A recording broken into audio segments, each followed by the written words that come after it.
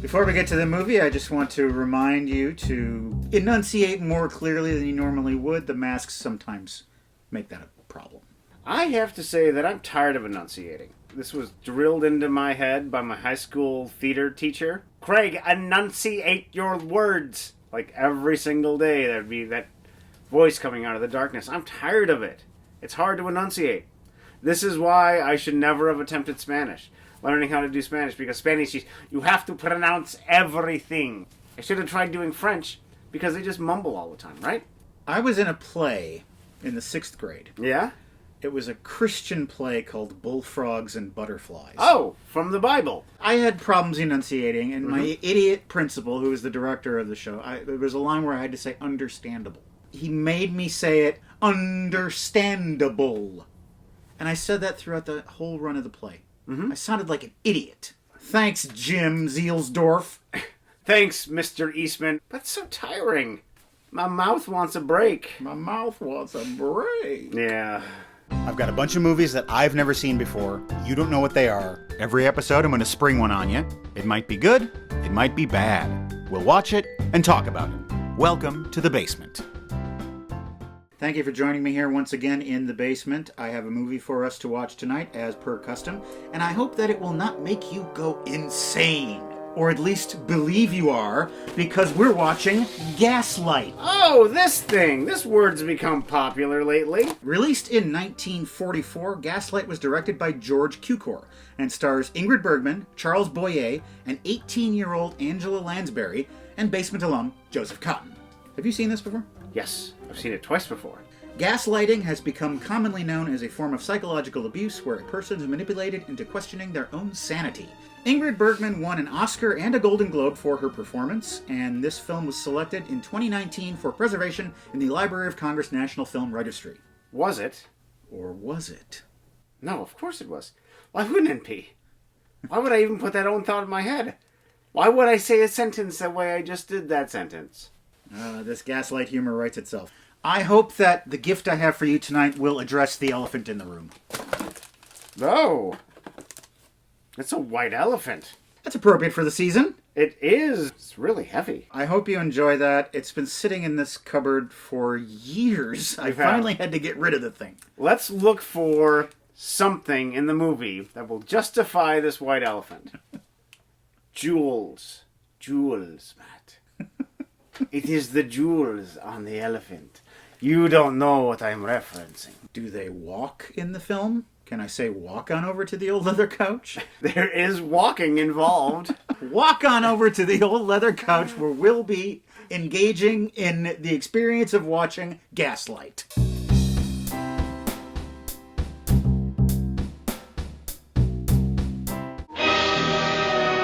The sequels to this film, False Equivalency and Strawman Argument, were not as successful. You'll go cuckoo for Cukor. Alice Aldquist has been strangled. The great opera singer. I love the book The Strangler by Al Blair Blue. Who discovered the body? Her 14-year-old niece. The little girl is going to be sent off to Italy and hopefully forget about this horrible tragedy. 10 years pass. She's not doing so well at her music lesson. Maestro Guardi says, "What's up?" Oh, Frank Lloyd Wright, sit down. You are in love, I can tell. Something I never expected would happen. Being freaked nasty in the back of a carriage. She goes out to meet her lover, Gregory Anton. They're going to Lake Como in northern Italy. to be married. Oh! Oh! Oh, orgasm on the train. I'll have what she's having. I enjoy a good murder now and then. It makes me go, ooh, ooh. On the train, she meets Miss Thwarp. Mrs. Thwist. My name is Thwaites. Miss Thwarth. Miss Thwaites. I will fix you nasty. Digestive biscuits. Unpleasant name, isn't it? I always call them Diggy biscuits. No Dicky, no doubt. And she's a happy cook. We're also very friendly, you know, popping in and out of each other's houses. Not even knocking, bursting into the bedroom in the middle of the night, bedclothes all askew. Who's into mysteries and intrigue, and she's into this weird house that is on her block where this woman was strangled. Alice Alquist. That was Paula's aunt. Up at Lake Como. You know what I would love to live? I would love to live... He has this funny voice. I would love to live back in London. I own this house. 9 Thornton Square. We can just live there. It doesn't matter that I was traumatized there as a child. They moved to London. Mrs. Twist, the weird old lady, is now their neighbor. Dinky biscuits. Oh, yes, of course. She's showing him around the place. Well, this is where I found the body. That's my aunt up there. This is my aunt's cabinet of treasures. Here's a glove signed by a famous person. What happened to the other glove? I don't know. I think she just gave it away to someone. I wish I could have seen her. Oh, let me show her to you. She's in this trunk. Here's a letter that was received just a couple days before the murder. It's from Sergius Brower. Give it to me. He's starting to act suspicious. Gregory is hiring a new housemaid, Nancy. You have to be careful around my wife, you see. She is not well. That's what I keep telling her, and that's what she keeps believing. It's their 5-month anniversary. Here's a brooch that was my mother's. Now, you're really good at losing things, Paula, right? I'm gonna put it right inside your bag. Sweet bloomin' lavender. Are you going to Scarborough Fair? Lavender. They go to tour a museum of horrors. Paula looks in her handbag and she can't find the brooch. Oh, I keep saying brooch instead of brooch. Is there a difference? They get out of there. Paul is not feeling well. You've been forgetful lately. Forgetful? When was I forgetful? I don't remember that. Oh, I want to go home. No, we need to go to this other museum. It's a museum of crowns and jewels. You see, Gregory just loves jewels. Jewels. Jewels. They will save your soul. Gregory says, hey, what about that brooch? Oh, I lost it. Oh, that's so like you. Losing and forgetting. Weird things keep happening in the house. The gaslight in the chandeliers keeps just going down mysteriously. But whenever she brings this up to anyone, they say, no, there's nothing going on with the lights. It's just you. There's noises up in the attic, but everyone pretends they're not there. Mrs. Thwarth. My name is Thwaites. Mrs. Thwaite. Mrs. Thwaite. Miss Thwaites. I invented Dicky Biscuits. There's weird things going on in that house. She won't talk to me, though she would quick enough if I wore trousers. Now there's an idea. Put on a pair of trousers and strut around to Thornton Square. He is Mr. Brian Cameron of Scotland Yard. He opens up the old cold case of whatever happened to Alice Alquist. That case is closed. No one's ever going to solve it. Stop wasting your time. She must have strangled herself. I don't know. Sir, I have a feeling there's something peculiar going on there. Mm-hmm. If you couldn't tell from his accent, he's English. Alquist had these jewels. Jewels. But no jewels were taken, and they have no suspect. So what the murderer wanted the jewels for, I can't imagine. Why would anyone want jewels? Why would anyone... Seriously? What kind of idiot would want jewels? Maybe I will solve it, because I am curious. Move to Moscow? What? Moscow? No, that can't be right. Yes. Gregory continues to mess with Paula. Good morning, darling. Up is down, black is white. You're crazy. Mrs. Twist comes calling. Miss Thwaites is downstairs. She wants to visit. Paula says, please, I haven't seen anyone in weeks. No, you're ill. You're forgetful, and you lost that thing. The mistress isn't well enough to receive anyone. Please accept this stack of Dickies. Biscuits for your mouth. Gregory notices that there's a picture on the wall that's missing. Did you in your madness take that picture down and secret it away somewhere? I'm going to call the maids in here and humiliate you. Elizabeth, do you notice anything missing from this room? A loving marriage? Please kiss this Bible as a solemn oath that you've told the truth. By making them promise in weird ways that they didn't take the picture. Thank you, Elizabeth. You may go now. And send Nancy in here. Tell her to have her lips out. I want to know whether it was you who took the picture down. Of course it wasn't, sir. I have a book of erotic poetry. Will you kiss it? I swear on the Bible I didn't take that picture down. But Nancy, that is not the Bible. That is the picture. And yet she finds the picture quite easily, because it's where it went the other 2 times it disappeared. See, you took that picture and you put the picture there and you forgot about the picture because your brain is forgetful. I hear noises and footsteps. Alfred Hitchcock, you get out of here. It's a giant cigarette. He's blazing a fatty. That's what he's doing. Seems to be getting worse, doesn't she, sir? You will please not refer to your mistress as she. Refer to her as they. I have become woke. Nancy does some flirting with Gregory, that little trollop. She's not the only one in the house, is she? Flirter, she wrote. And then the lights go dim again. Hello, Gaslight, my old friend. Lady D'Allo is having a music reception. You know, Cameron in Spanish is shrimp. And I always think that when someone's name is Cameron. England's Prime Minister David Shrimp. That's right. Shrimp Diaz. Tonight is Lady Dalroy's reception. She's going to that party, and he's not going to stop her because she likes fancy music. Oh, Paula, I'm so sorry. I didn't know it meant this much to you. I will get dressed immediately and we'll go to the party. Get a cab, Nancy. A dray or perhaps a phaeton, but not a hansom. Never a hansom. Sorry, I was John Olivering there. Yeah. Good night, Nancy. Good night, Nancy. Good night, Nancy. Good night, Nancy. Now don't you touch my stuff. They go to the party. Faster! Too soon? Yeah. Faster, faster. For the love of God, faster. Paula, my watch is missing. Give me your purse. He looks into the purse. Ooh, watch? You took it. She freaks out, and then they have to leave. This has been happening ever since I found that letter. Don't you see? You didn't even have a letter. You were just holding nothing. That's how nuts you are. Imagine if during the course of this movie, I actually just went crazy. Like, just something snapped. Cameron pays a visit to Paula. I wanted to return something. This is something your aunt gave me when I was a young boy. It's that other glove. I was a little boy overcome with admiration. And puberty. Intense puberty. Alice Alquist really got me going.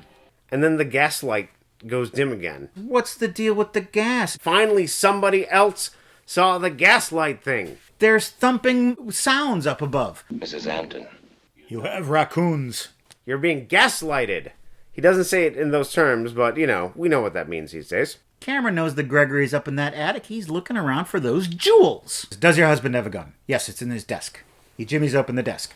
She sees that letter from Surges Bauer. Dear Miss Alquist, I beg of you to see me just once more. I followed you.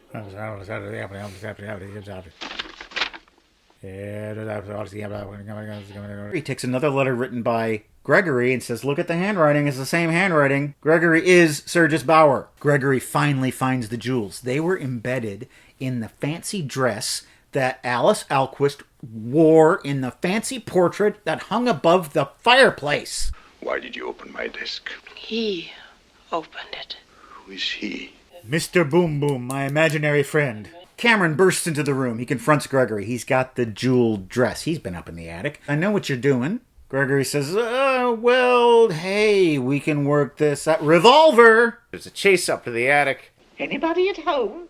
Are there any juicy plot twists going on here? And Gregory is apprehended. He's tied up in the attic. Torture time. I am gonna go to town on your balls. Come closer, Paula. Closer, closer. Come closer. Closer. Too close. I'm going to use my mind tricks on you so you let me free. Look into my eyes. We'll just go our separates. Is that cool? And I love you. Remember? In the door of that cupboard over there is a knife. Get it and cut me free. Are you suggesting that this is a knife I hold in my hand? Have you gone mad, my husband? Gaslight. Reversal. You're not my husband anymore. Go away. You ready? Great idea. All right, let's get you down those stairs. Kugunk. Kugunk. You're going to jail. Probably going to hang you for killing my aunt. Paula is left with her house and her jewels, no longer the victim of Gaslight. So we've watched Gaslight. How was the third time watching it? It's hard to watch any woman be abused for that long. And it is a cycle of abuse. And it's frustrating that she's so easily manipulated. Yes, it's clearly something that's accruing, that there's things we don't see during the course of the movie where he's doing this basically every single day. She's mentally fragile because she's in that house. Mm-hmm. Okay, I can see that as his doorway into her psyche. Yeah. But it would seem to me that a normal person at some point would say, I didn't take your stupid watch. I know I didn't. Yeah. I am not a trained pickpocket. That's advanced pickpocketing work. It's more likely that you took it off and snuck it into my purse. Yes. Yes, it is. But anyway, that's the conceit of the movie, so you got to go with it. What helps with that, Boyer starts out so nice. He is the perfect lover. That's what tricks her. That person that I fell in love with could not be doing this to me. It would be even easier for audiences in 1944 to fall for that because Charles Boyer was one of the great lovers of the silver screen. So this was a remake of a film made just 4 years earlier. That's right. Called Gaslight. Mm-hmm. And part of the deal with remaking it was that the original, all the prints would be destroyed. I know. But the reason why so many of them survived is that they were labeled with a different title, Angel Street, which was an alternate title in somewhere. I bet within 4 or 5 years from now, there's going to be a remake of Gaslight. Because the term is so much in our consciousness. I think Rian Johnson should take that property, give it the Knives Out treatment, and have it be this complex gaslighting plot. Yeah. Much more complex than lights going on and off. Mm-hmm. He could do it.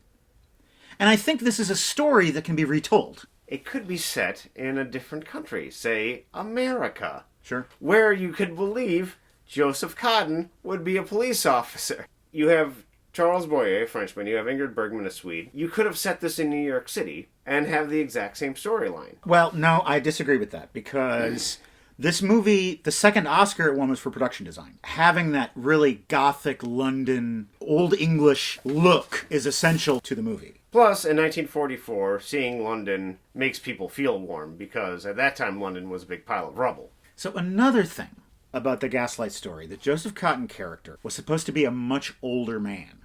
But they cast a younger man so that there's this hint at the end that he might get together with Ingrid Bergman. But knowing that Joseph Cotten is such a great old man character in his pocket, I'm surprised they passed up that opportunity. The Citizen Kane, old man Cotten. Why? I was just passing by. I noticed that there was a problem.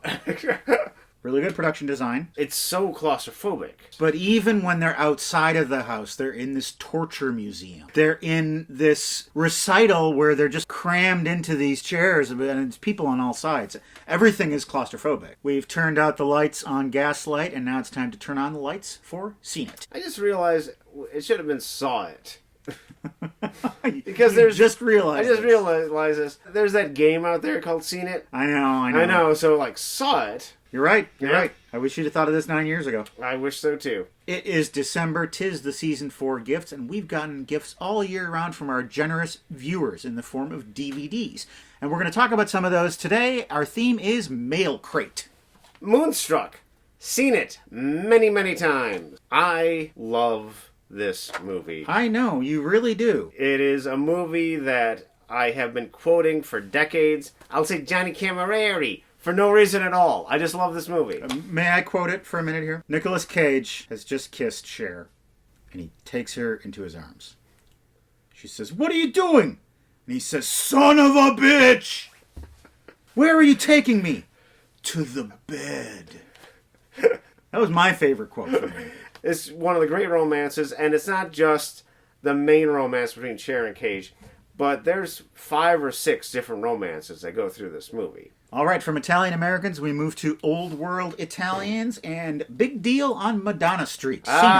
Seen it. This movie is so funny. The first half hour of it is just joke after joke after joke, and it's so funny. Once they get into the heist, it becomes more of a heist movie, and it's not quite as funny, but the first half hour, 40 minutes. This is a really great gateway to Italian cinema. If you are not into foreign movies and you want to get into them, watch this, because this is just... There's nothing challenging about it. It's just completely enjoyable. And the comedy translates. A lot of times when you watch a foreign movie, the comedy doesn't make any sense because, it's a different culture. And comedy is specific to a culture. I think, and I hope this comment doesn't come off as prejudicial or anything, but I think the Italians are better at playing clowns than most other Europeans, because the Italians are so much more broader in their self-expression and their personalities are a little larger, that when they play these clowns and buffoons, it's exaggerated, but it still feels realistic. It doesn't feel like a put-on. Yeah. Bunny and the Bull. Seen it. That was sent to us by Therese and Lexi, and they've been waiting for a while for us to watch it, and we finally have. I dragged myself through the movie. I was not enjoying myself because it's two very unpleasant characters that you're watching throughout the entire thing. And it shows the greatness of Withnail and I, or The Mighty Boosh, which this guy also directed, Paul King, that when you take two unlikable characters and you really love hanging out with them. Not the case in this movie.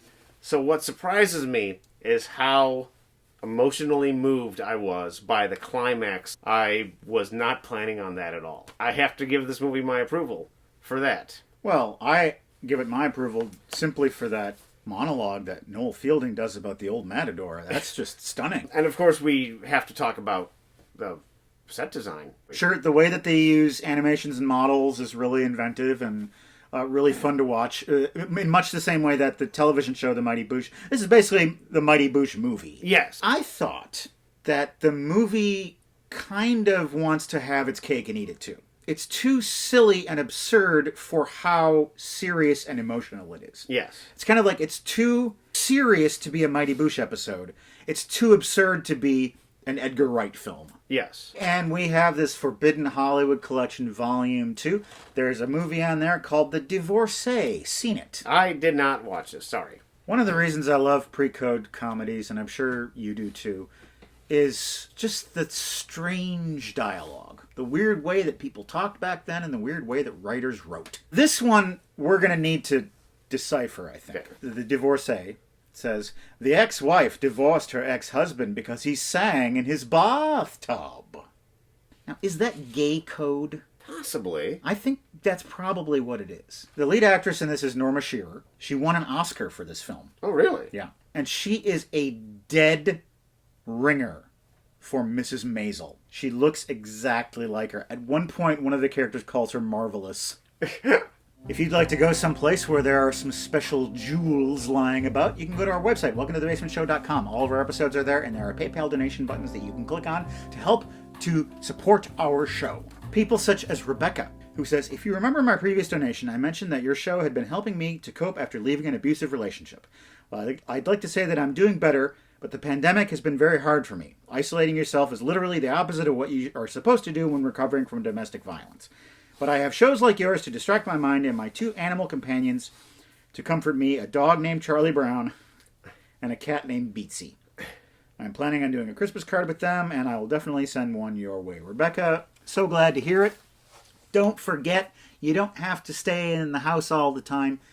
Go meet your friends at the park, go outside, do things outside, particularly if you live in an area like we do where outside is quickly going to become not an option. Yes.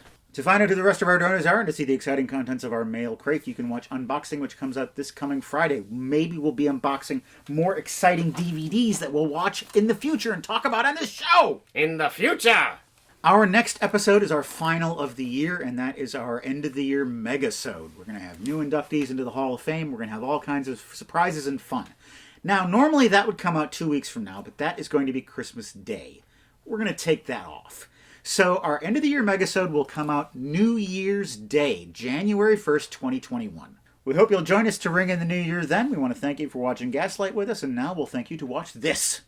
What lovely looking strawberries. Well, I never get big ones like that. I think I'll just taste one for luck. Good afternoon.